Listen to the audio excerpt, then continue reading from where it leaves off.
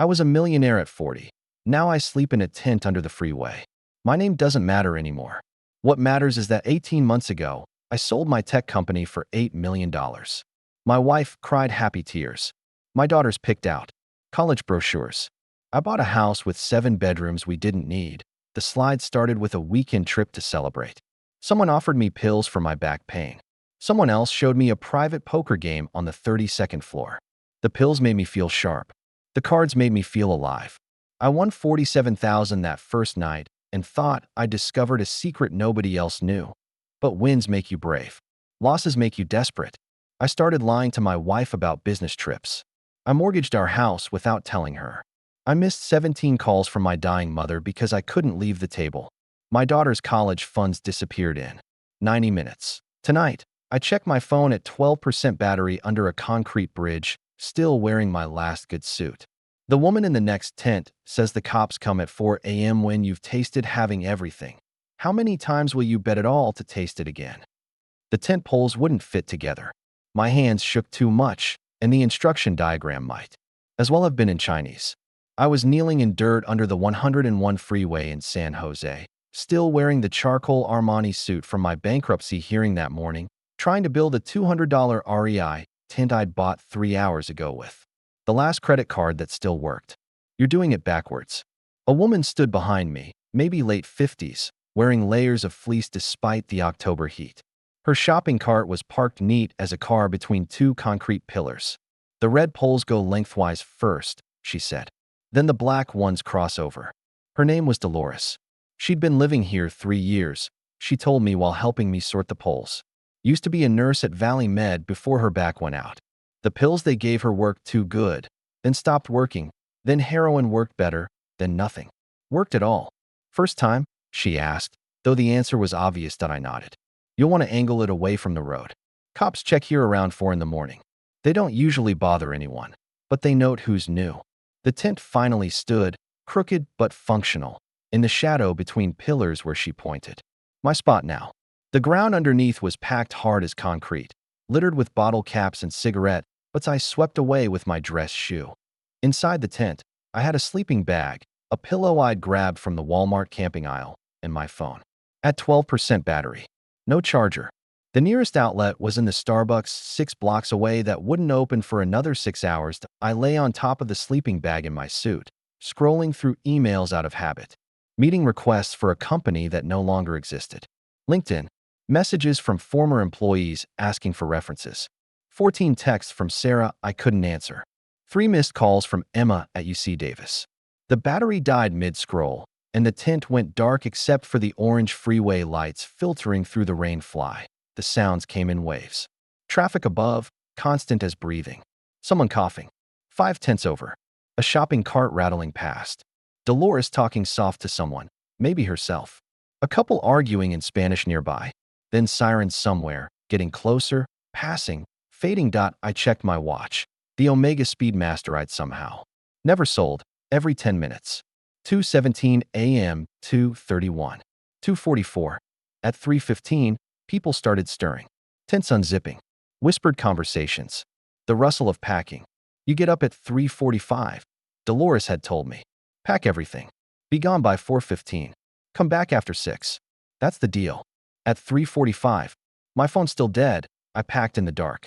The tent poles stuck worse coming down than going up. I crammed everything into the stuffed sack wrong, bulges everywhere. Others moved around me like a practice dance. Tents disappearing, shopping carts loading, people scattering to their day spots. The man everyone called Boston helped me carry my gear to the hiding spot, a gap between a dumpster and a fence behind the Korean church. He was young, maybe 24, with an MIT sweatshirt and glasses held together with duct tape. Guard your stuff or lose it, he said. Don't look too clean or too dirty. Don't talk about what you used to have.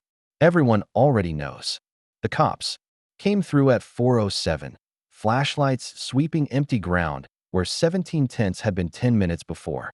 They knew we'd be back. We knew they'd return. It was choreography, everyone knowing their steps. That I walked to McDonald's as the sky turned gray. Bought coffee with $3 in quarters I'd found in my car before it got repossessed. Used the bathroom to wash my face and armpits with pink soap from the dispenser. My reflection looked like someone wearing a Halloween costume of my former self. The library opened at 8. I'd need their computers to apply for jobs, though explaining an 18-month gap seemed impossible now. But first I had to figure out how to charge my phone. Tomorrow I'd learn where the good outlets were. 18 months before the tent, I sat in a Palo Alto conference room while lawyers explained how I'd become rich. The buyer's team filled one side of the table, 6 people in identical Navy suits taking notes on identical legal pads. On my side, me, my lawyer, and Marcus, who'd built half the code that made this day possible. The algorithms are elegant, their CEO said, a guy named Richard who probably hadn't written code in a decade. Your routing optimization saves our clients an average of 23% on delivery costs. I nodded like this mattered. The number that mattered was 8.2 million after taxes, structured over 6 months to minimize the hit. 10 years of 18-hour days in my garage, surviving on Sarah's teacher salary and ramen, had led to this moment. Sarah texted from her classroom. Don't forget Emma's play tonight. 7 p.m. I texted back. Wouldn't miss it. The Mont Blanc pen someone handed me felt heavy as a gun. Each signature moved money I couldn't quite believe was real. My company, FormLogic, would stop being mine at 5 p.m. The 42 employees would become their employees. The servers I'd named after Star Wars characters would get corporate designations. We'll want you to stay on for 6 months, Richard said. Smooth the transition. Of course. Marcus caught my eye. We both knew I'd never last 6 months taking orders from someone else. The champagne they brought out tasted flat. Everyone toasted the future while I thought about the past. Debugging code at 3 a.m. Sarah bringing me coffee I'd forget to drink. Emma doing homework at my desk while I worked. Katie drawing pictures of Daddy's computers in crayon. Big plans. Richard asked. Take a vacation maybe. First one in 10 years. Everyone laughed like I'd told a joke. I in the parking lot. Marcus lit a cigarette, his first in 2 years. You okay? Why wouldn't I be? Because you just sold your baby. The check wouldn't clear for 3 days, but I drove Sarah to the Toyota dealership anyway. Just to look, I said. The Teslas were nice, but the Porsche dealership was next door.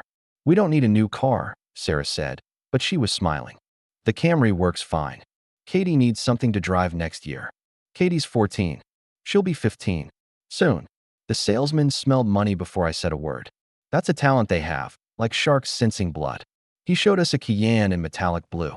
Sarah's favorite color. We should wait until the money actually comes, she said. But she was already adjusting the driver's seat at Emma's play that night. I sat in the auditorium thinking about compound interest.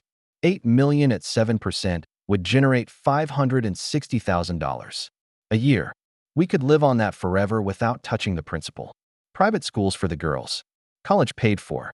Sarah could quit teaching if she wanted. Emma played Emily in Our Town, talking about how little we notice life while we live it. I watched her on stage, 16 and confident, and thought about how I'd missed most of her school events building the company. Now I'd have time. All the time in the world. After the play, we went to In-N-Out. Emma still in her stage makeup, Katie stealing fries from everyone's tray. Normal family stuff. The check came to $32. In 3 days, that would be nothing. In 3 days, everything would change. Dad's being weird, Katie announced. I'm not being weird. You keep smiling at nothing. Sarah reached over and squeezed my hand. Let him smile. He's earned it. That night, getting ready for bed, Sarah asked, what are you thinking about? Craig wants to take me to Vegas this weekend. Celebrate. You hate Vegas. That was true. I'd been once for a conference, found it loud and tacky and depressing. But Craig, Sarah's brother, said I needed to learn how to relax. He knew people who knew people. Private games, he said, not the tourist nonsense. Maybe it'll be different this time, I said. Sarah was already falling asleep. Just don't lose all our money, she mumbled into her pillow, half joking that I lay awake. Calculating. 8.2 million. Even if I lost $1,000 in Vegas, which I wouldn't, I'd probably just watch. That was 0.012%. A rounding error. Nothing that mattered. Craig texted at midnight. Got us invited to a game Saturday night. Aria, 32nd floor. Wear a suit. The elevator to the 32nd floor required a special key card. Craig had gotten it from someone named Tommy, who knew someone named James who ran games for what he called serious players. The doors opened directly into a penthouse suite bigger than my house. Buy-ins 10 grand. Craig whispered. Don't worry, I'll stake you. Call it a celebration. Gift. 6 men sat around an oval table covered in green felt. I recognized one from TechCrunch articles, a venture capitalist who'd funded Uber early. Another ran a hedge fund. They nodded when Craig introduced me as the logistics genius who just cashed out. The dealer, a woman with perfect nails and no expression, explained the rules. No limit hold'em. Minimum bet 500. I sat down feeling like I'd snuck into someone else's life. My back was killing me from the flight. Years of coding hunched over a desk had compressed something in my spine. The guy to my left, a pharmaceutical executive named Dennis, noticed me shifting in my chair. Back problems? He asked. Old injury, I lied, saying I sat in a chair for 10 years. Didn't sound impressive that he slid a small white pill across the felt. Percocet. Better than Advil.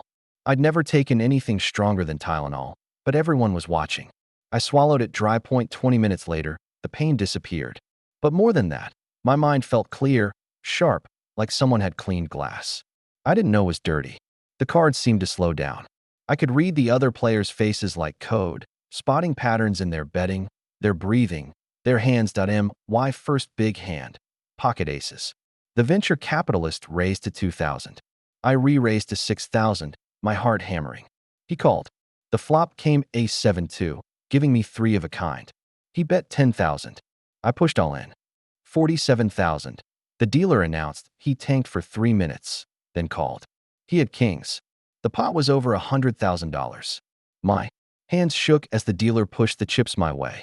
Beginner's luck, someone said, but not meanly. That I tipped the dealer 5,000, trying to act like I'd done this before. Craig was grinning like he'd won the money himself. By 3 a.m., I was up 90,000. The Percocet had worn off, so Dennis gave me another. The suite's windows showed Vegas spread out like a circuit board, all lights and patterns. Someone ordered sushi from a place that delivered at 4 a.m. The tuna cost more than Sarah's weekly groceries. You're a natural, the hedge fund guy said. His name was Michael or Mitchell, something with an M. Most tech guys play too logical. You've got instincts. I wanted to tell him it wasn't instincts. It was the pills making everything crystalline. But that felt like admitting cheating. Around sunrise, Craig tapped my shoulder. We should go. I didn't want to leave. This room, these people, this feeling, it was what I'd imagined success would feel like when I was debugging code in my garage. Not the company's sale, which felt like paperwork. This felt like winning. Cash out, the dealer asked. Keep it on account. Tommy or James or whoever ran this said. For next time. Next time. I liked how that sounded. They gave me a key card for the suite 2 floors down. Comped, they said. For our valued players. The suite was ridiculous. Marble everything. A bathroom bigger than Katie's bedroom. A minibar stocked with bottles I couldn't pronounce. Craig was impressed, taking photos to show his golf buddies. I called Sarah from the bedroom while Craig explored the terrace. How's Vegas? She asked. I could hear her getting the girls ready for school. Different than I expected. Did you lose? All our money. Still joking, but with an edge. Actually, I won a little. How little? I looked at the chip receipt in my hand. 93,000 in profit. Couple thousand. Good. Don't push it. Come home safe. Emma got on the phone. Dad, can you bring me something from Vegas? What do you want? I don't know. Something lucky. I promised I would. After hanging up, I took another Percocet from the bottle Dennis had given me for the road. My back didn't hurt, but I liked how they made the world feel manageable. Craig was on the terrace, taking a video. Look at this view, man. This is how you're supposed to live. Below us, regular people were walking into casinos with their retirement savings, hoping to win enough for a car payment. Up here, we played with their annual salaries like poker chips. I'd crossed over to the other side of the glass. My phone buzzed. Sarah texted a photo from Emma's school parking lot. Guess who parallel parked perfectly on the first try? The normal world seemed very far away. The pills arrived by FedEx every Tuesday. Dennis had connected me with his guy, a doctor in Beverly Hills who specialized in executive wellness. Chronic back pain from years of coding, the prescription read 60. Percocet, monthly refills, No questions asked. I told Sarah they were vitamins. She was busy anyway. The girls had started at private school, and she'd quit teaching to manage their schedules. The house we'd bought in Los Altos had 7 bedrooms and a view of the valley where I'd built my company. From my office window, I could see the building where Form Logic used to be. The monthly games moved around. Sometimes Aria, sometimes the Win, once a private jet to Macau. Always the same players, give or take. Michael from the hedge fund, Dennis with his pharmaceutical empire.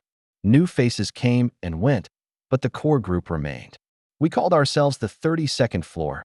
After that first game, I was good at it. Really good. Something about the combination of code logic and chemical clarity made me see patterns others missed. When to bluff, when to fold, when someone was lying about their hand. By Christmas, I'd won almost 400,000. You seem happy, Sarah said one morning, watching me read TechCrunch over coffee. Why wouldn't I be happy? I don't know. You've been different since Vegas. More focused. I was focused. The pills helped with that. 2 in the morning with coffee, one before lunch if I had a game that night, another for the flight home. Just enough to keep the edge sharp. Emma brought her report card down. All A's except a B+ in chemistry. Sorry about the B+, she said. Are you kidding? This is amazing. I meant it. The money meant they could focus on school instead of worrying about college costs like I had. What do you want as a reward? Can we go skiing at Tahoe this weekend? Absolutely. Sarah looked surprised. You hate skiing. I'll learn. That afternoon, Dennis called about a special game. High stakes. Oil executives from Houston flying in. Minimum buy-in 50,000, he said. You interested? I looked at my investment account. The original 8 million had grown to 8.4. Compound interest plus my winnings. The 50,000 was nothing now. A rounding error. I'm in. On the drive to Tahoe that weekend, Katie asked why I was so happy lately. Can a guy be happy? I said, adjusting the rearview mirror. Sarah was sleeping in the passenger seat. Emma had her headphones on in the back. Yeah, but you smile at weird times now. Like when you're looking at your phone. Kids notice everything. But there was nothing to notice. I had everything under control. The oil executives from Houston played like they drilled, aggressive, messy, all in on bad hands. By midnight, I was up 200,000. The Percocet had me reading every micro-expression, every nervous tell. The pharmaceutical clarity made their strategies transparent as code. You're on fire tonight, Dennis said during a bathroom break. He offered me another pill. For luck. I'd already taken 3, but who was counting?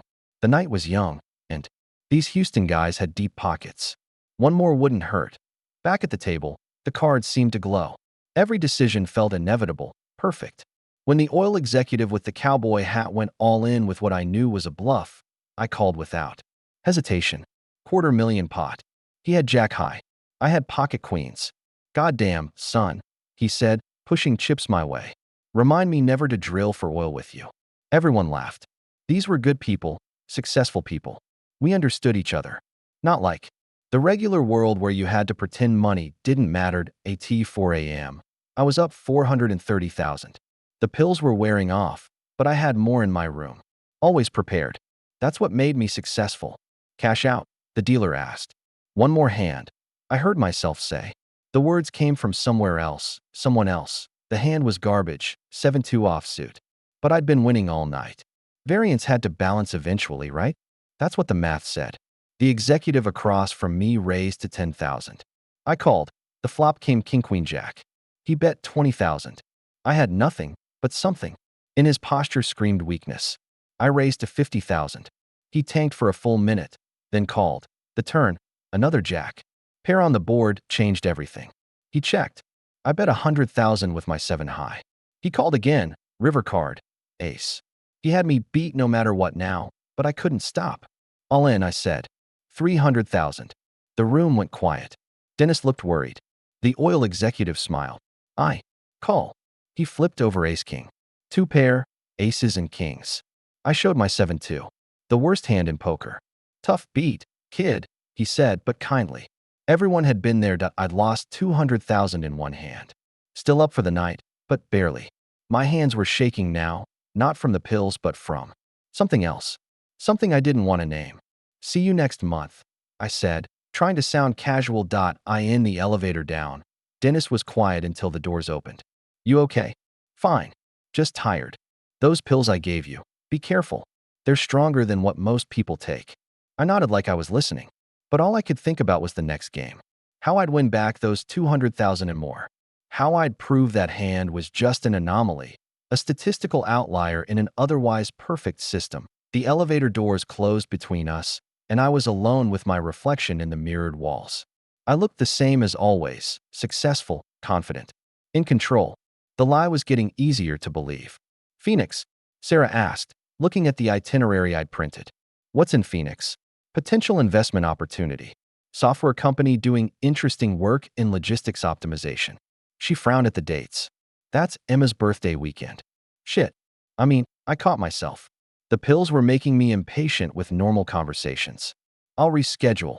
You already booked the hotel. I had, because the game was in Phoenix.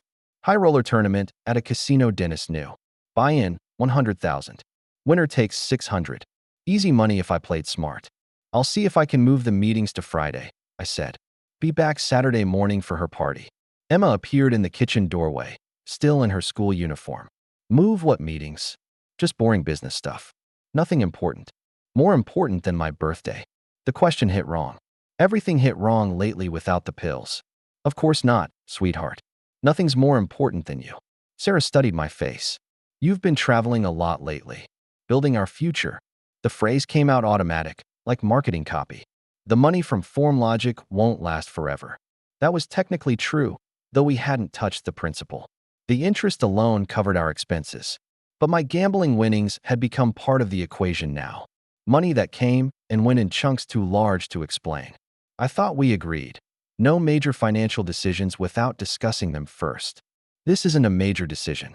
It's due diligence. Seeing what's out there. Emma grabbed a granola bar from the counter. Dad, you're being weird again. I'm not being weird. You keep checking your phone every 5 seconds. And you missed dinner again last night. I had missed dinner. I'd been researching poker strategy videos on YouTube, learning about position play and pot odds. Professional development, I'd told myself. I'll make it up to you, I said. After Phoenix, we'll do something special. Just us. Promise. Promise. I took 2 pills in the car on the way to the airport. The flight to Phoenix gave me time to study the other players Dennis had told me about. A real estate mogul from Dallas. Tech executives from Seattle. Old money from Connecticut looking for. Action.my phone buzzed during takeoff. Sarah had texted a photo of Emma trying on dresses for her birthday party. 16 years old next Saturday. When I was 16, I was learning basic programming on my dad's computer. Different world now. Better world. The casino suite in Phoenix was smaller than Vegas, but more exclusive. Only 8 players. The minimum bet was $1,000. By 10 p.m., I was down 40,000 and fighting to stay focused. The pills weren't working like they used to. I'd need more to get the same clarity. But Dennis wasn't here, and I'd run out of the stronger ones he'd given me at midnight. I called Sarah from the bathroom. How's the meeting going? She asked. Good. Productive. The company looks promising. That's great. Emma's excited about tomorrow. She picked out the restaurant, that Italian place in Palo Alto you like. I'd forgotten about the dinner reservation. Perfect. I'll see you both tomorrow night. Tomorrow night? You said Saturday morning. Had I? The timeline was fuzzy. Everything was fuzzy without enough pills. Right. Morning flight. I'll be there. After hanging up, I took the last 2 Percocet from the bottle. Just enough to get through. The rest of the night. I'd figure out the morning later. Back at the table, the cards looked sharper again. The real estate mogul was bluffing with a weak pair. I went all in with my flush draw. The river card wasn't what I needed. We need to talk. Sarah's voice carried that tone wives perfect over years of marriage. Calm on the surface, volcanic underneath. She stood in my office doorway holding a manila envelope like evidence at a trial that I looked up from my laptop, where I'd been researching offshore poker sites. What's wrong? This came today. She dropped the envelope on my desk. Wells Fargo. Logo. Official looking. Want to explain why we're getting paperwork about a second mortgage? My stomach dropped faster than a bad river card. I'd been so careful about the paperwork, routing everything to my office email, handling the documents myself. But banks still sent physical copies to the property address. Old-fashioned redundancy. It's just a backup line of credit, I said. not meeting her eyes. In case we need it for investments. How much? The number stuck in my throat. 2 million. $2 million? Against our house. Without telling me. I closed the laptop. This conversation needed my full attention, but my last Percocet was wearing off, and everything felt sharp-edged and hostile. It's just available credit. We don't have to use it. But you did use it. She opened the envelope and pulled out the loan statement. It shows a disbursement of $400,000 last month. Fuck. I'd forgotten about that draw. Lost it all in one night at a private game in San Francisco. A semiconductor executive from South Korea who played like he'd invented the game. I'd been sure I could read him, but the pills had made me overconfident. That's temporary, I said. I can pay it back next week. Pay it back with what? Good question. My portfolio was mostly tied up in long-term investments. The liquid cash was running low, lower than Sarah knew. The Phoenix deal should close soon. What Phoenix deal? You said that was just a scouting trip. The lies were getting tangled. Without chemical clarity, I couldn't keep the story straight. It evolved into something bigger. Sarah sat down across from my desk, the same chair where clients used to sit when form logic was real. I called Jenny. Jenny was Craig's wife. Craig who'd introduced me to that first game in Vegas. Craig who'd been asking uncomfortable questions lately about my business trips. She says Craig's worried about you. Says you've been asking about bigger games, higher stakes. Says you're not the same person who sold his company 18 months ago. Craig talks too much. Are you gambling, David? The question hung in the air like smoke. I could tell the truth now. Explain how I'd been winning more than losing overall.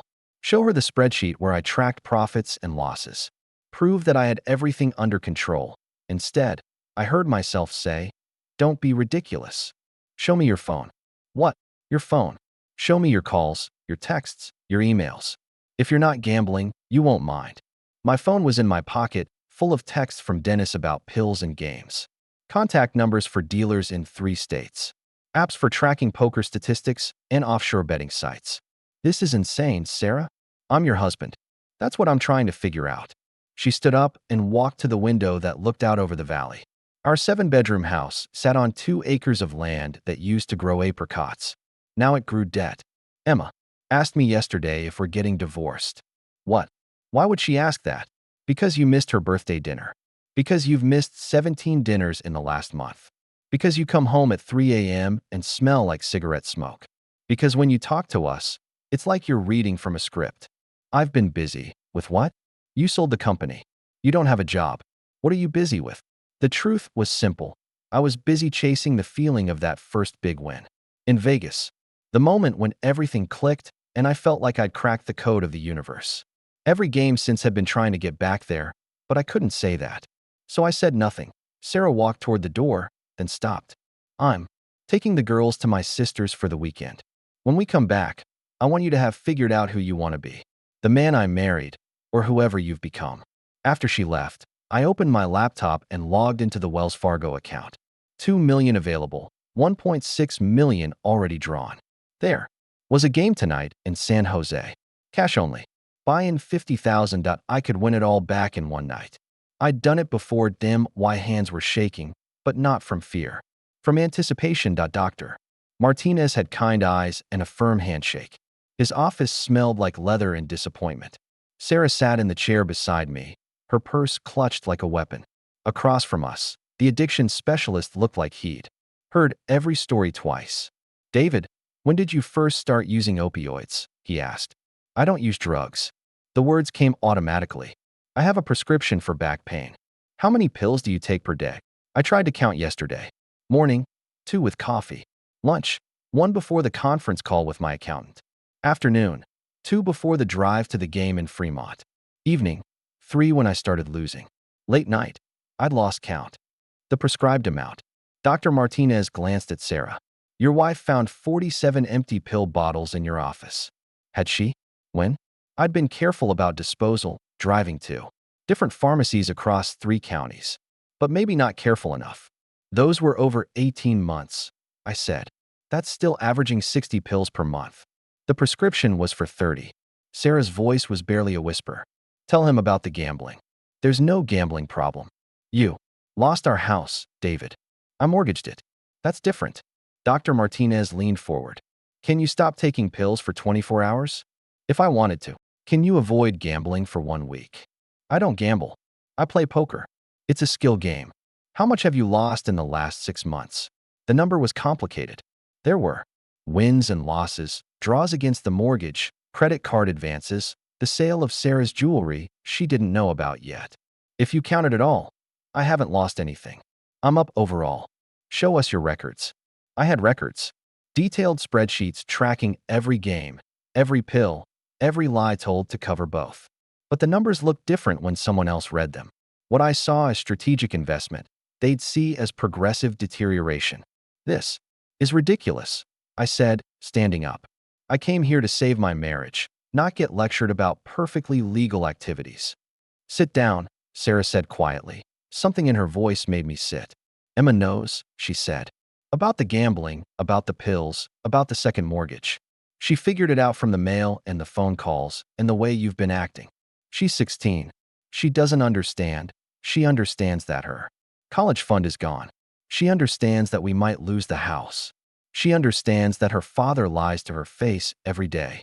The room went quiet except for the clock on Dr. Martinez's wall. Tick, tick, tick, like a dealer shuffling chips.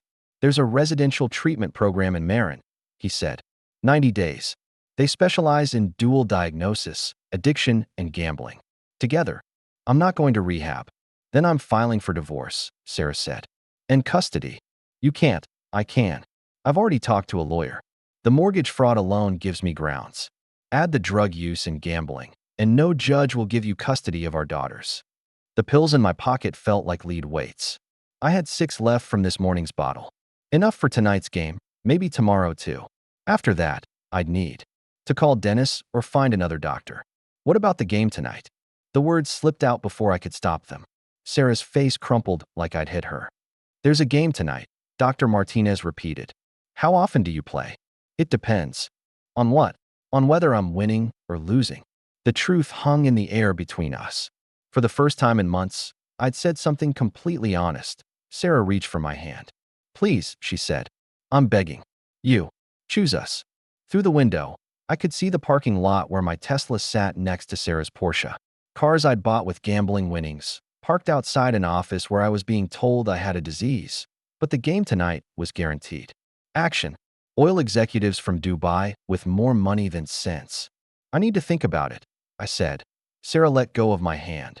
The needle went in easier than expected. Dennis had shown me how to find the vein, how to push the plunger slow and steady. Heroin was cheaper than pills and lasted longer. Better value proposition, he'd said with the smile of a pharmaceutical sales rep. I was parked behind a Denny's in Fremont, engine running, heater on full blast. December in the Bay Area wasn't cold by normal standards, but I'd been losing weight and nothing felt warm anymore. The Tesla's interior still smelled like success, leather, and new car scent. Now it smelled like cigarette smoke and desperation. My phone showed 17 missed calls from Sarah. The divorce papers had been served 3 days ago. Temporary custody order meant I could see Emma and Katie 2 hours on Sunday afternoons, supervised by a court-appointed monitor. The house was in foreclosure. Wells Fargo wanted their $2 million back, but none of that mattered now because the heroin was hitting my bloodstream like liquid confidence. The world crystallized back into sharp focus. Numbers became friends again. Patterns emerged from chaos. Tonight's game was underground, literally. Basement of a restaurant in Oakland that closed at 9 p.m. cash only. No credit, no IOUs, no second chances. The buy-in was everything I had left. 47,000 in hundreds stuffed in a Nike gym BAG.my last shot. The drive to Oakland took 23 minutes. The heroin made traffic lights into Christmas decorations, other cars into moving art. I parked 2 blocks away and walked, the gym bag slung over my shoulder like I was heading to the gym instead of my own execution. The restaurant's back door led to concrete stairs descending into fluorescent-lit purgatory. 6 tables, 24 players, air thick with smoke and sweat. These weren't venture capitalists or hedge fund managers. These were mortgage brokers and small business owners and guys who owned body shops. My people now. I bought into the highest stakes table and immediately donated $10,000 to a bail bondsman with neck tattoos. The cards felt slippery. My hands shook. The heroin was wearing off too fast. At midnight, I was down to 15,000. The bathroom mirror showed a stranger. Hollow cheeks, bloodshot eyes. The Armani suit wrinkled like yesterday's newspaper. I had one more syringe in my jacket pocket. Insurance. Back at the table, I caught pocket aces. Finally, the universe owed me this hand. I bet everything. 15,000 all in. The bail bondsman called with pocket kings. The flop came king 7 deuce. He'd hit trips. I was drawing dead. The turn and river cards were meaningless. I sat there watching $47,000. Our daughter's college fund, Sarah's engagement ring, the last piece of everything we'd built, slide across the table to a man who collected debts for a living. Tough break, buddy, he said. Not unkindly did I walk to the Tesla in the Oakland drizzle, empty gym bag in one hand, car keys in the other. The parking ticket on my windshield was from the city of Oakland. $25. I couldn't pay it. Sarah answered on the first ring, like she'd been waiting. David, where are you? I lost it all. Silence. Then, how much? Everything. The house, the money, everything. What about the girls' college funds? I couldn't answer. David, what about the girls' college funds? Gone. The sound she made wasn't quite a scream, wasn't quite a sob. It was the sound of a life breaking in half. I'm sorry, I said. I'm so fucking sorry. Where are you now? I looked around. Abandoned strip mall. Closed liquor store. Chain link fence topped with razor wire. Oakland. Are you using drugs? Yes. Are you safe to drive? I don't know. Give me the address. I'm coming to get you. Sarah, you don't understand. I lost everything. The house is gone.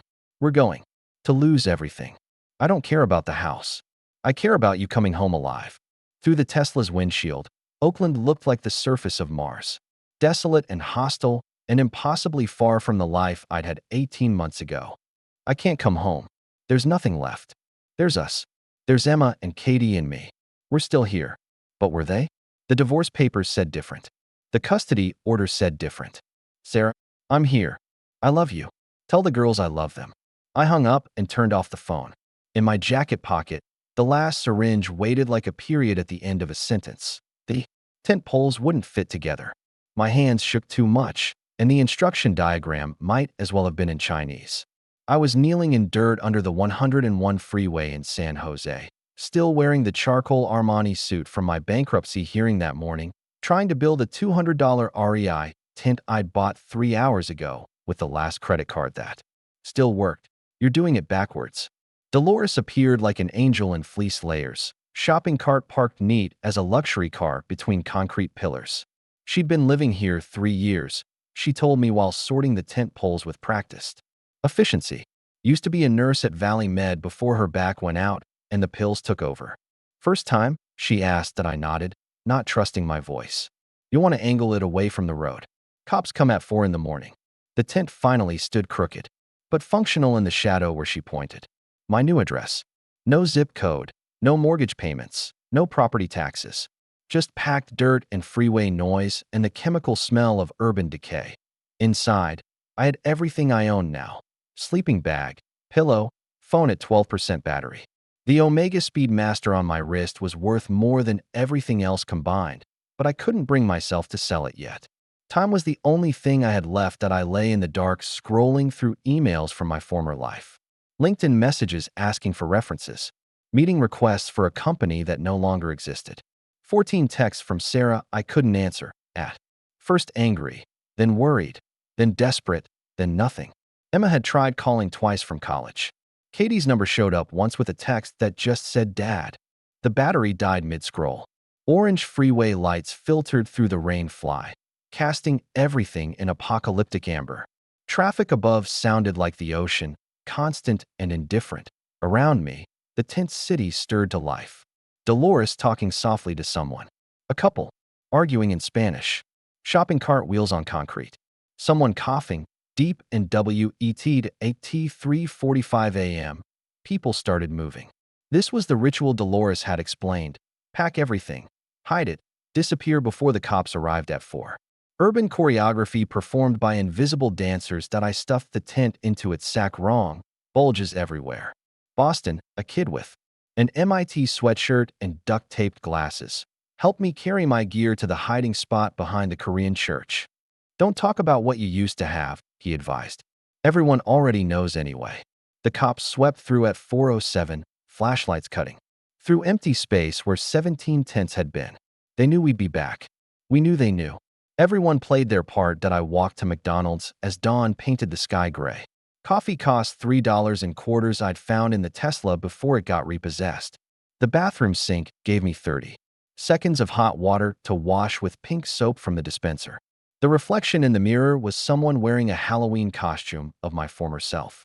The Armani suit hung like borrowed clothes. The face underneath looked like a mug shot at the library. I'd used their computers to apply for jobs. Explaining. An 18-month gap seemed impossible, but I'd have to try. Maybe start with something simple. Retail, food service, anything that paid cash daily. But first I needed to charge my phone. Emma might call again. Through the McDonald's window, commuters rushed past on their way to jobs and meetings and lives. That mattered.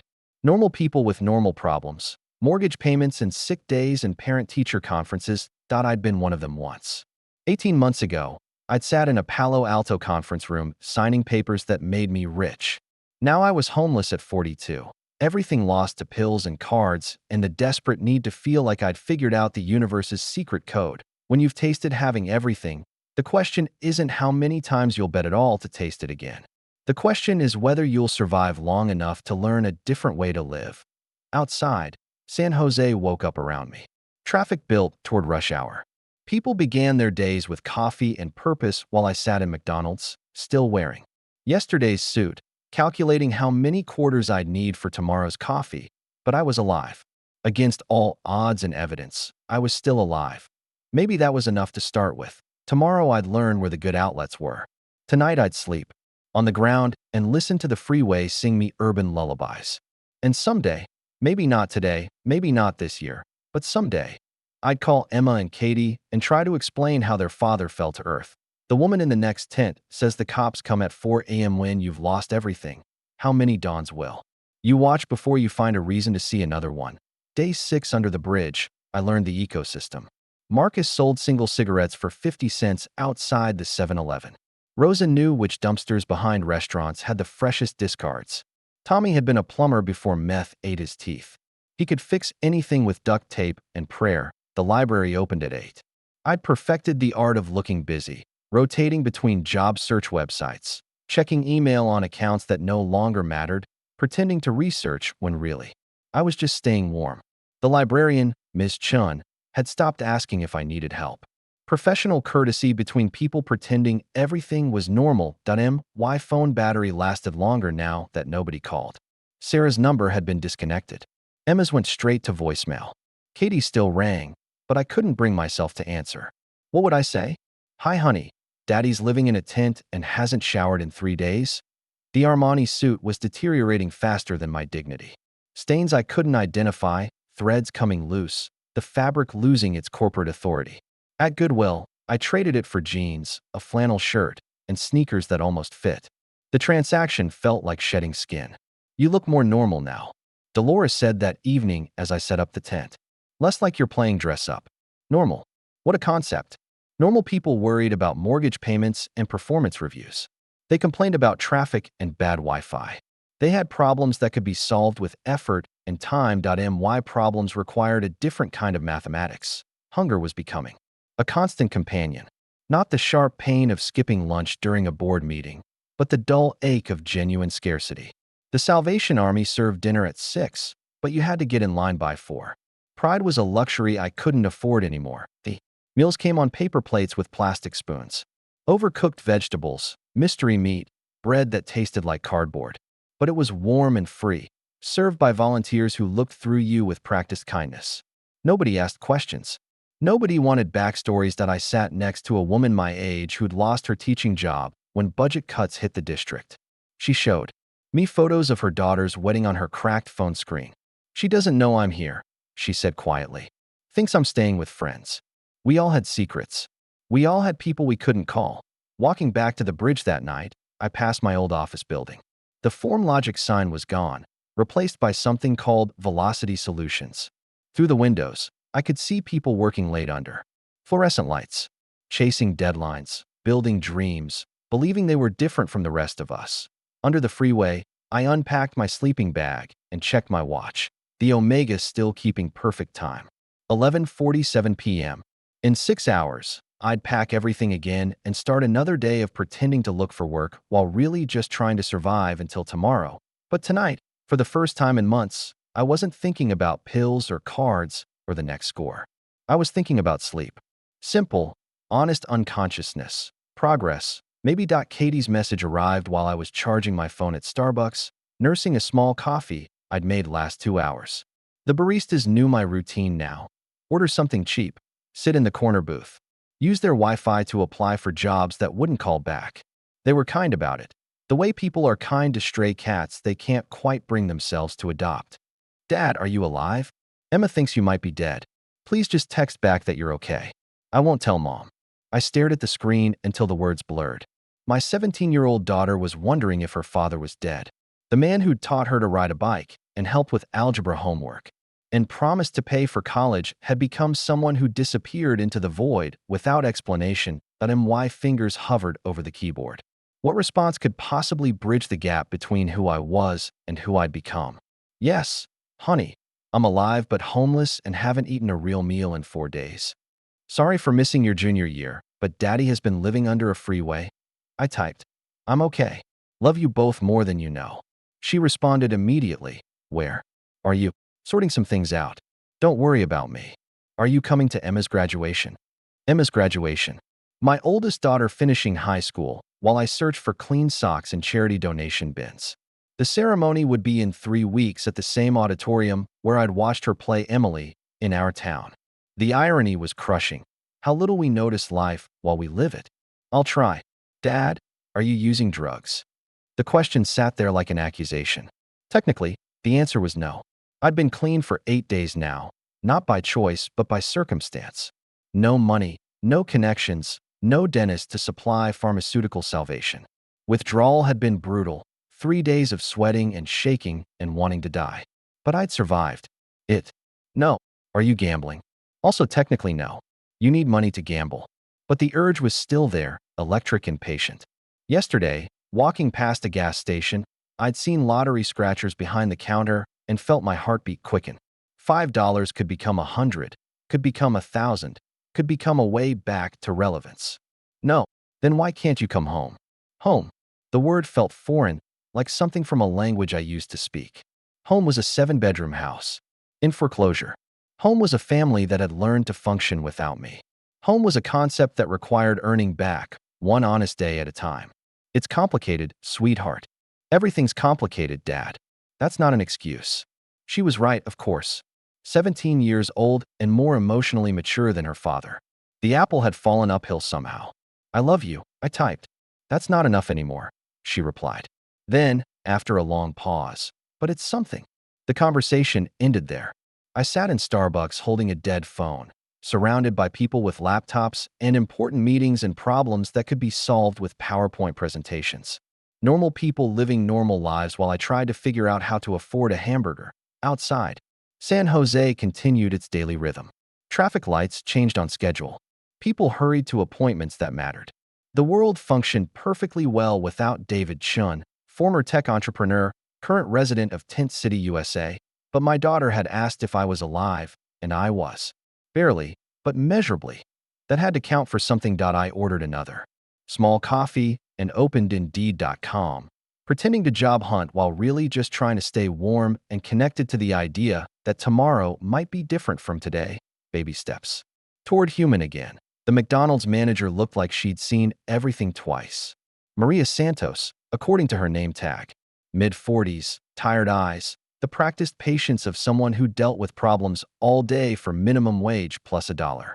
You ever work food service? She asked, scanning the application I'd filled out with a golf pencil. Not exactly. I'd put down my real work history. FormLogic founder, MIT graduate, tech entrepreneur. Seemed honest was the only policy I had. Left. The 18-month gap, I'd labeled personal sabbatical. Says here you sold a company for $8 million. That's correct. And now you want to flip burgers for $12.50 an hour. I need the work. She studied my face like she was reading code.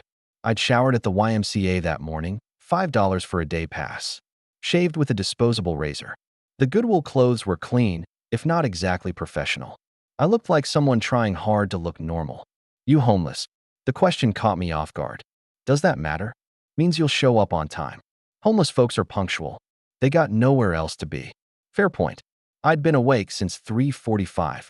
Every morning for 2 weeks, packing my life into a stuffed sack, hiding it behind a church, waiting for the world to open up again. Can you work nights? Yes, ma'am. Weekends. Whatever you need. She looked at the application again. MIT. $8 million. Living under a bridge. The math didn't add up, but maybe that was okay. Maybe broken people were easier to manage than ambitious ones. I'll try you on graveyard shift. Midnight to 8. Cleaning crew, food prep, register when we get busy. 2-week probation. You fuck up once, you're gone. Clear. Crystal. You start tonight. Uniforms $15, comes out of your first check. Be here at 11:45 sharp. I walked out of McDonald's with a job. Minimum wage plus night differential, maybe $600 a week if I got full hours. Enough for a cheap motel room. Hot showers. Real meals. The possibility of saving money for the first time in months to AT the library. I researched apartment rentals. Studios in bad neighborhoods started at $800 a month. I'd need first and last month's rent, security. Deposit. $2,000 minimum to get off the streets. 3 months of perfect attendance. No sick days, no problems. Possible, if I stayed clean and sober and punctual. That evening, I told Dolores about the job while we packed up camp. McDonald's is good work, she said. Steady. They don't ask too many questions. You ever work there? For 6 months, before my back got too bad. Manager was nice. Customers were assholes, but customers are always assholes. At 11:30, I walked to McDonald's in my Goodwill uniform, black pants, white shirt, baseball cap that said team member. The night crew was 3 people total. Me, a kid named Louise who was saving for community college, and Brenda, a grandmother, who'd been working nights for 12 years. You'll like Graves, Brenda said, showing me how to operate the fryer. No corporate bullshit. Just work. The first customer was a drunk college kid who ordered 4 Big Macs at 12:30 a.m. He paid with crumpled 20s and didn't look at my face. Anonymous transaction, which felt like mercy.by 3 a.m. I was mopping floors in an empty restaurant. The work was simple, methodical, honest. Nobody expected brilliance or innovation. Just competence. Show up, do the job, go home, home. Still, a foreign concept, but getting more real by the hour. Luis and I took our break at 4 a.m., sitting in the parking lot watching early commuters grab coffee. Regular people starting regular days, and for the first time in months, I was one of them. Sort of. At 8 a.m., Maria counted my register. Perfect balance. See you tomorrow night, she said, walking back to the bridge in dawn light. I had $53 in my pocket and the smell of French fries in my hair. Not much, but more than I'd had yesterday. Progress measured in quarters and food safety procedures. Room 127 at the Sunshine Motel smelled like industrial disinfectant and broken dreams. 1 bed, 1 chair, 1 dresser with drawers that stuck. The television got 4 channels if you held the antenna just right. The bathroom had hot water 70% of the time. It was paradise. After 6 weeks at McDonald's, I'd saved enough for the deposit plus 2 weeks' rent. $420 for my own door, my own lock, my own shower that nobody else used. The motel sat on a strip of El Camino Real between a check cashing place and a discount mattress store, but it was mine. First month in advance. The desk clerk had said, sliding the key across scarred formica. No noise after 10. No guests without ID. Checkouts at 11. I nodded like someone who understood the rules of normal life. The room came furnished with evidence of previous tenants. Cigarette burns on the nightstand. A phone number written on the bathroom wall. Cable TV instructions in 3 languages. But the sheets were clean and the door had 2 locks and nobody could make me pack my stuff and leave at 3:45 a.m. Why first night indoors in 2 months? I lay on the bed fully clothed, afraid to believe it was real. Through thin walls, I could hear a baby crying, a television playing Spanish game shows, someone having a loud phone argument about child support. The sounds of people living complicated lives in small spaces that my neighbors were mostly immigrants. Working multiple jobs, single mothers stretching paychecks, guys between construction gigs who paid weekly in cash. We nodded at each other in the hallway but didn't ask questions. Professional courtesy among people who'd learned that everyone had reasons for ending up here. The work at McDonald's had become routine. 11:45 to 8, cleaning and prepping and serving drunk people who sometimes left tips in the jar by the register. Maria had offered me day shifts, which paid better, but I liked the anonymity of night work. Fewer chances of running into someone from my former life. My phone had died completely. Cheap replacement from a gas station that lasted exactly 3 weeks. No more texts from Katie. No more connection to Emma's graduation or Sarah's new life. Or any of the people who'd known David Chun, the entrepreneur. Just me in the motel room and the steady rhythm of minimum wage survival. Some nights after work, I'd sit in the chair by the window and watch El Camino Real wake up. Landscaping crews, heading to rich neighborhoods. Housekeepers catching buses to clean other people's houses. Everyone working hard at jobs that kept them invisible to the people they served. I was learning the economy of necessity. Ramen noodles and day-old bread. Generic soap and clothes from Goodwill. Walking instead of driving. The careful mathematics of making $400 stretch to cover rent, food, and the slowly growing possibility of a different kind of life. The Omega watch sat on the nightstand next to my work schedule. I still couldn't bring myself to sell it. The last evidence that I'd once been someone who mattered. Someday, maybe, when I needed the money more than the memory, but not today. Today I had a room and a job and enough quarters for the laundromat. Down the street. Today I was building something small and real from the ruins of something large and fake. The woman at the front desk had asked for an emergency contact when I checked in. I'd left it blank, but maybe next month, I'd have an answered. Katie's voice sounded older on the McDonald's break room phone. 18 now, graduated, heading to UC Santa Barbara in the fall on academic scholarships because her father had gambled away her college fund. Emma gave me your work number, she said. I hope that's okay. I'd been working at McDonald's for 3 months, living at the Sunshine Motel for 6 weeks. The routine had become comforting. Wake at 10, eat ramen, shower, walk to work, flip burgers and clean grease traps and count register drawers until dawn. Simple arithmetic that added up to survival. It's okay, I said, checking the break room clock. 5 minutes left before the morning rush started. I wanted you to know, Emma's doing fine. She got into Berkeley. Pre-med, full scholarship. Berkeley. My oldest daughter following in her father's footsteps, but smarter. She'd build something real instead of chasing phantom patterns in cards and pills. That's wonderful. She always wanted to be a doctor. Yeah, well, she's paying for it herself. Won't take any help from mom's new boyfriend. New boyfriend? Of course. Sarah had moved on. Normal people did that. Rebuilt their lives instead of hiding from them. I couldn't blame her for choosing. Someone who showed up, who answered phones, who didn't disappear into chemical fugue states for 18 months. Is he good to you and Emma? He's nice. Boring, but nice. Sells insurance or something. He takes mom to dinner at reasonable times. And remembers to pick up milk without being asked. Revolutionary stuff. I laughed despite everything. Katie had always been the sharp one, cutting through bullshit with surgical precision. She'd inherited my pattern recognition without the self-destructive gambling reflex. Katie, I want you to know, Dad, stop. I didn't call for apologies. I called because I'm leaving for college next month, and I wanted to hear your voice. Through the break room window, I could see the morning crew arriving. Commuters grabbing coffee and McMuffins before heading to jobs where they mattered. Normal. People living normal lives while I hid in a fast food kitchen, afraid to step back into the light. Are you getting clean? She asked. I think so. Day by day. Are you gambling? No money to gamble with. That's not the same thing. She was right. The urge was still there, patient as a predator. Walking past the Indian casino on my way to work, I'd feel my pulse quicken. $20 could become 40, could become 80, could become enough. For a better room, better clothes, a chance to be someone again. But $20 was also 4 meals. The math was different now. I know, I said. But it's what I've got right now. Emma thinks you're dead. I keep telling her you're not, but she won't listen. She's angry.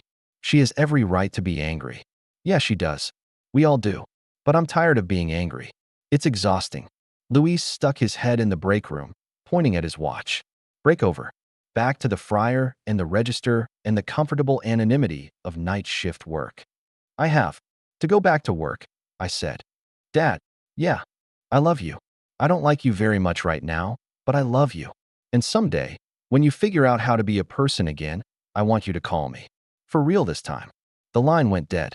I sat holding the phone for 30 seconds, listening to dial tone and the sound of my own breathing. Outside, the morning rush was building. Cars full of people heading to lives that mattered, jobs that built things, relationships that survived mistakes that I clocked back in and took my position at the fryer. Hash browns and egg sandwiches for people who'd never lost. Everything, and had to start over with minimum wage in a motel room. But Katie loved me. That was something. That was everything. The casino was having a new player's welcome promotion. $50 in free play just for signing up for a player's card. No deposit required. I'd seen the billboard every night walking to work for 2 weeks before it finally broke my resistance that IT was my day off. 7 months clean, 4 months in the motel room, 3 months of steady work at McDonald's. I'd been planning to do laundry and buy groceries. Normal Tuesday activities for normal people building normal lives. Instead, I took the bus to Bay 101. The casino smelled like cigarettes and desperation, exactly like I remembered. Slot machines chimed their electronic lullabies, while serious men in tracksuits played poker for money that could buy cars. I'd played here before, back when I had stake in status and a Tesla in valet parking. Now I looked like what I was, a middle-aged McDonald's employee in discount jeans and drugstore sneakers. The host at the poker room didn't recognize me. Why would he? I was nobody now. First time? The Players Club representative asked, swiping my driver's license through her scanner. First time here. I lied. She handed me a card with $50 in free play loaded on it. Good luck, honey. The slots were designed for people like me. Small denominations, frequent small wins, the illusion of control over pure randomness. I fed the machine my free 50 and watched cartoon fruits spin in meaningless patterns. 20 minutes later, I turned 50 into $90. Real money I could cash out and take home. Enough for groceries and laundry with 20 left over. I should have left then. Instead, I moved to a $5 minimum blackjack table. The dealer was young, maybe Katie's age, working her way through college probably. She dealt with the mechanical precision of someone who'd seen every type of gambler multiple times. I was just another mark in a long shift of marks. Welcome to the table, she said. Good luck. I bought in for $80. The cards felt familiar in my hands, like tools I'd been born to use. The mathematical clarity returned. Count cards, calculate odds, read the dealer's tells. For the first time in months, I felt competent again. Up $50. Up 100. Up 200. The old patterns emerging from wherever they'd been hiding. I wasn't just winning, I was dominating. Other players started watching my bets, copying my strategy. You're on fire tonight, the man next to me said. He was about my age, wearing a rumpled business suit that suggested middle management and child support payments. Just cards, I said, but inside I was flying. This was what I'd been missing. Not the money, but the feeling of being exceptional. At something. Of seeing patterns others couldn't see. At midnight, I was up $400. My McDonald's paycheck for a full week, earned in 3 hours of perfect play. The math was intoxicating. I should have left then too. Instead, I moved to a $10 table. The stakes felt reasonable. I was playing with house money now, profit from my own skill. If I lost it all, I'd be back where I started, but I wouldn't lose. The cards were talking to me again. The new dealer was older, more experienced. He'd seen my type before, small-time degenerate convinced he'd figured out the system. His face showed nothing as he dealt hand after hand that went against me. Down to 200 profit. Down to 100. Down to break even. The mathematical clarity was fading, replaced by desperation and the familiar need to chase losses. At 2 a.m., I was down $300. Money I didn't have, borrowed against next week's paycheck in my mind. The pit boss was watching now, noting the progression from winner to loser with professional interest. I walked out of the casino at 2:30 a.m., $250 poorer than I'd been that morning. The free 50 had cost me a week's wages plus my 7-month streak of not gambling. The bus ride back to the motel took 45 minutes. I sat in the back, watching San Jose blur past through dirty windows, thinking about how easy it would be to just not show up for work tomorrow, to disappear again into the comfortable numbness of giving up completely. But Katie loved me. She'd said so on the phone. And someday, when I figured out how to be a person again, she wanted me to call her that I had to figure out how to be a person who didn't gamble. Starting tomorrow, the church basement smelled like coffee and cigarette smoke and the accumulated weight of other people's confessions. 12 folding chairs in a circle, 11 occupied by people who looked like they'd rather be anywhere else. The sign outside read, Gamblers Anonymous, Tuesdays 7 p.m., all welcome. I'd been standing in the parking lot for 15 minutes before finally walking inside. First meeting. The woman who asked had gray hair and kind eyes and the tired smile of someone who'd answered that question 1,000 times. Her name tag read Sandra. 8 years. 8 years clean. 8 years of not betting, not chasing, not lying about money. That didn't exist. It seemed impossible. Yeah, I said. First meeting. She handed me a pamphlet and pointed to an empty chair between a kid who couldn't have been older than 25 and a man in an expensive suit who was checking his phone every 30 seconds. We'll start in a few minutes. Coffee's over there, if you want some. I didn't want coffee. I wanted to be anywhere else. But I'd lost $250 3 days ago and hadn't slept since, replaying every hand, every decision, every moment when I could have walked away but didn't. Hi everyone, Sandra said, taking her seat. Let's get started. My name is Sandra, and I'm a compulsive gambler. Hi Sandra. The group responded in unison. The ritual felt foreign but somehow comforting. A script everyone knew, words that had been spoken in basement meetings across the country for decades. People admitting they'd lost control and needed help getting it back. Tonight we're talking about step 4, taking a fearless moral inventory of ourselves. Who wants to share? The man in the expensive suit raised his hand. I'm Michael. 6 months clean. Hi Michael.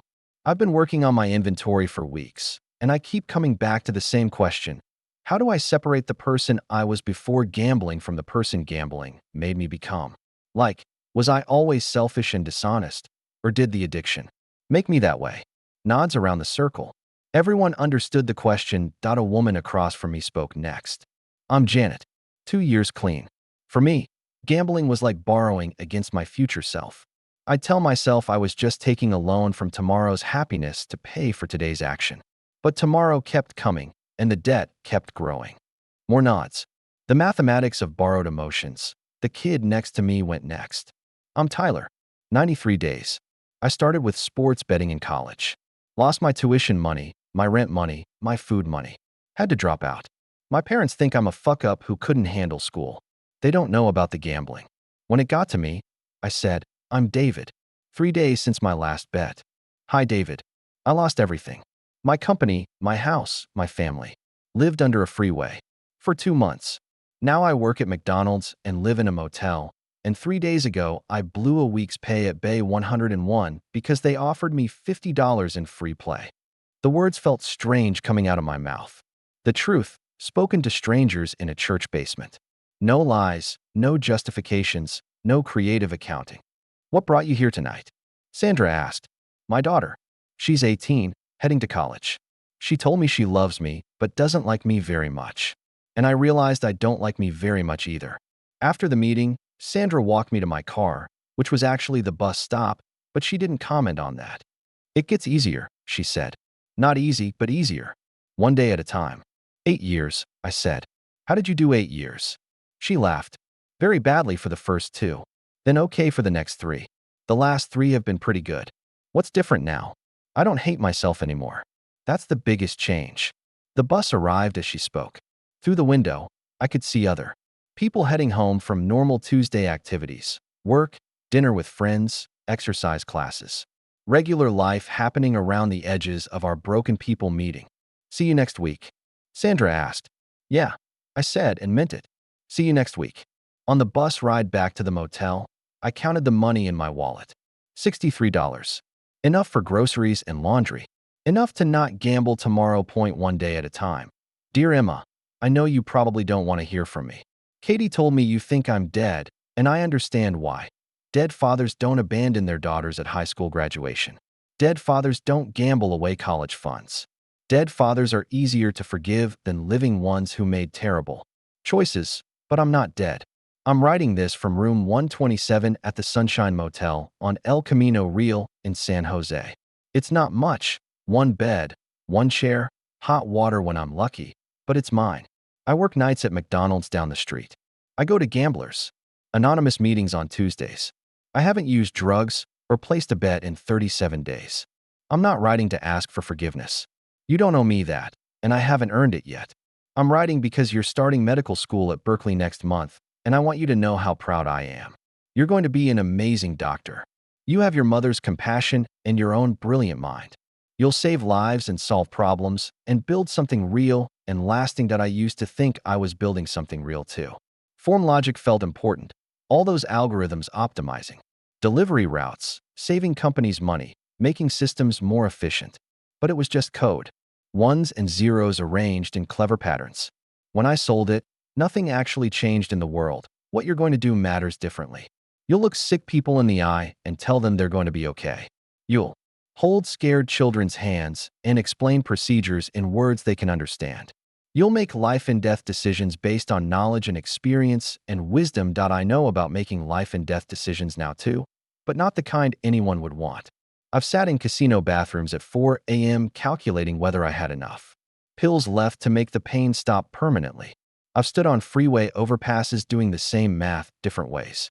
The mathematics of giving up, but I didn't give up, and now I understand why. It wasn't courage or strength or any noble reason. It was Katie asking if I was alive and realizing that someone still cared about the answer. It was you, even angry and disappointed, still existing in the world as my daughter. It was the possibility that someday I might be worth loving again. I'm not there yet. I make $12.50 an hour and live paycheck to paycheck and take buses everywhere because my Tesla got repossessed 18 months ago. I haven't had a real conversation with another human being except at GA meetings in 4 months. I eat ramen noodles and shop at Goodwill and wash my clothes at the laundromat. But I'm building something now. Not a company or a fortune or anything anyone else would recognize as success. I'm building the foundation for becoming someone you could respect again. Someone who keeps promises and tells the truth and shows up when he says he will. That it's going to take a long time. Years, probably.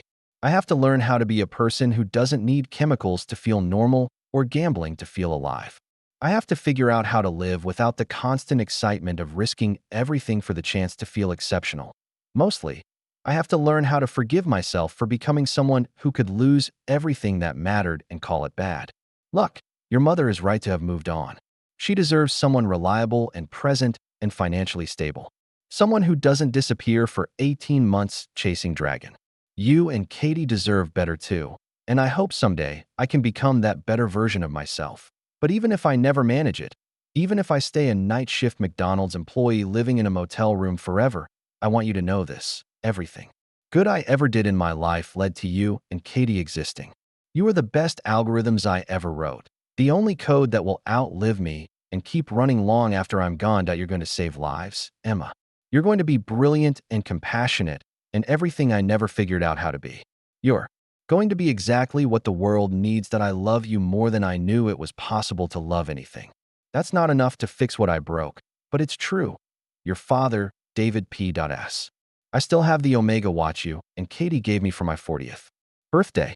I could sell it for rent money or groceries, but I can't bring myself to do it. It keeps perfect time, even when everything else is running late. That I sealed the letter in an envelope addressed to Emma's apartment near Berkeley. 47 cents. For a stamp. 47 cents to try to rebuild a relationship that might be beyond repair. The walk to the post office took 20 minutes. Normal people drove to run errands, but I was still learning how to be normal again. Learning that some things took time and couldn't be rushed. The postal clerk was a woman about my age who probably had children of her own. She took my 47 cents and my letter and dropped it into the slot marked local delivery. Have a nice day, she said. You too. Outside, San Jose continued its daily business. People working, living, building things that lasted. I had a shift at McDonald's in 4 hours. GA meeting tomorrow night. Rent due in 6 days. Small things. Real things. The arithmetic of starting over. Maybe Emma would write back. Maybe she wouldn't. But I'd sent the letter. That was something.